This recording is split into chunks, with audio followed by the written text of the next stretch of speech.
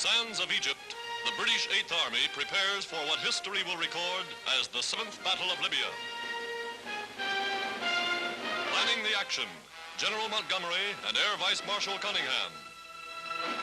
For weeks, the British prepared with a thoroughness bred of past experience. For weeks, vast supplies and equipment have poured in from England and America. And as Britain's Eighth Army grows, is reinforced, not a supply ship reaches Rommel. So completely are Allied submarines and planes dominating the Mediterranean.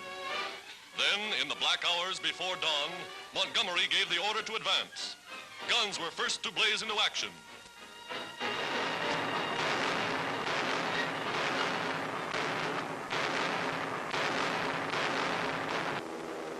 Daybreak, and squadrons of Allied fighter planes take to the skies. The most powerful air fleet ever unleashed in the Middle East.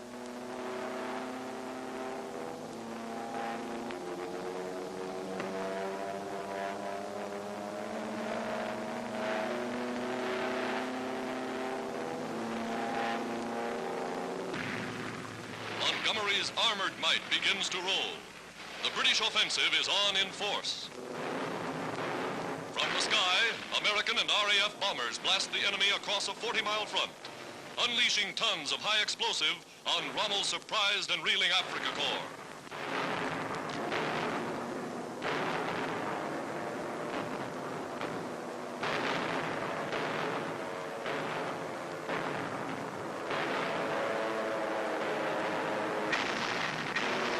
Relentlessly, United States bombers press home the attack, concentrating on troop transports and supply lines.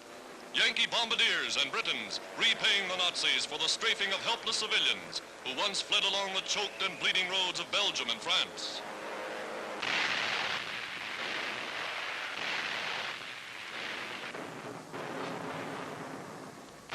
In the desert, new tank destroyers, far outranging the Nazi guns, smash Rommel's vaunted ring of steel.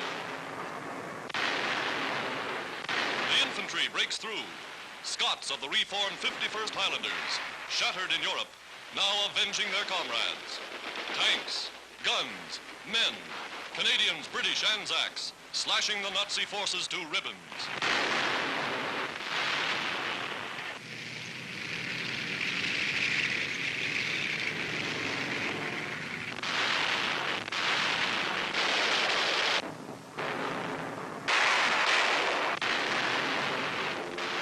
So complete is Allied air superiority that the Germans offer little resistance. Sailing above and through Nazi anti-aircraft fire, the bombers shoot down Messerschmitts that challenge their advance.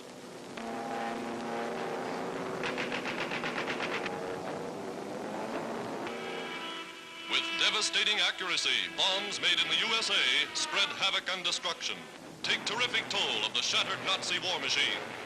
Outflanked, outgunned, outmaneuvered.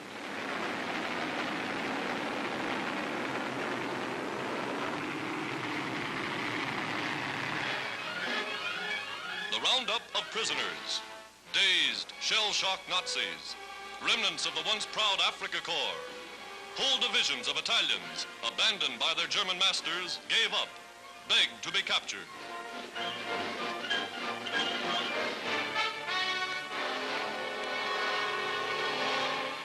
Pressing forward more than 35 miles a day, the British advance becomes the rout of Rommel. Advancing past battered tanks where so-called Nazi supermen died in frenzied flight. The desert strewn with their dead. Here, the Nazi goal of conquest is buried in the sands of Africa.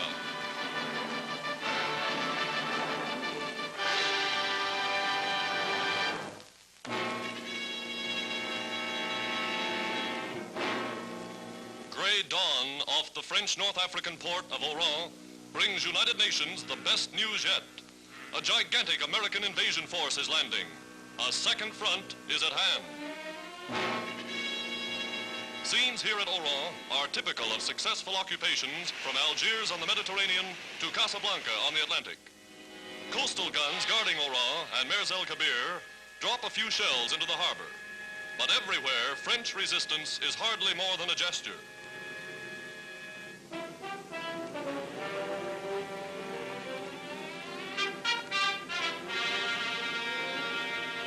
From transports standing offshore, United States troops observe the action, await the order to go in. They go in armored snub-nosed assault boats, well protected from fire.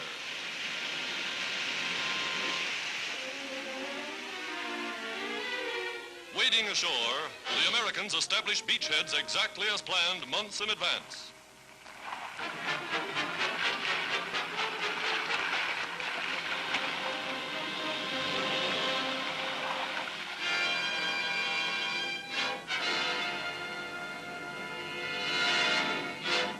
Supplies and equipment follow with a miracle of coordination and efficiency. Everything is carried out according to schedule. Losses to French shipping are slight. French casualties during sporadic engagements are treated by American first aid and Navy doctors.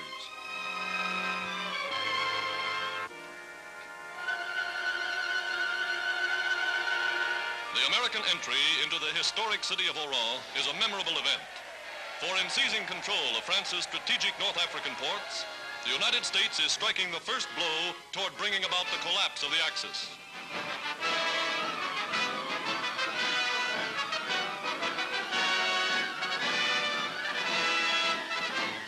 Troops first bombard the natives with leaflets printed in French, bearing a message from President Roosevelt.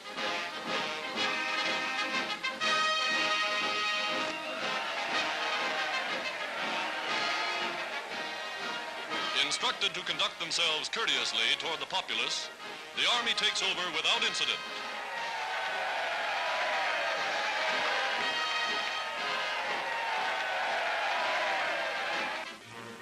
A French hero of another war is honored. Americans have always been friends of France. French soldiers await only the call from loyal countrymen to align themselves with forces against the Axis.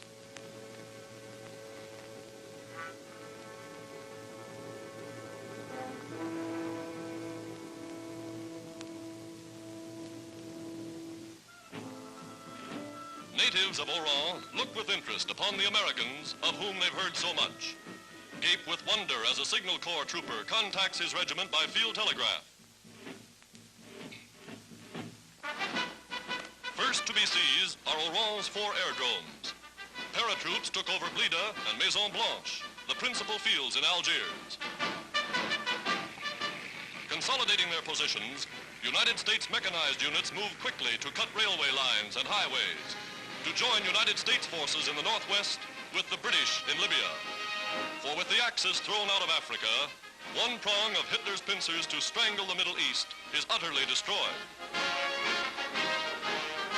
Of far greater significance, when the United Nations hold North Africa, the Axis will be open to attack from Sicily to Murmansk. African oil tanks are in Allied hands. Power plants are taken over. Railway lines are operated by experts from America. Trucks can now haul supplies overland. Down the excellent coastal highway, American infantrymen swing along on the road to Tunisia, the last Axis stronghold in Africa.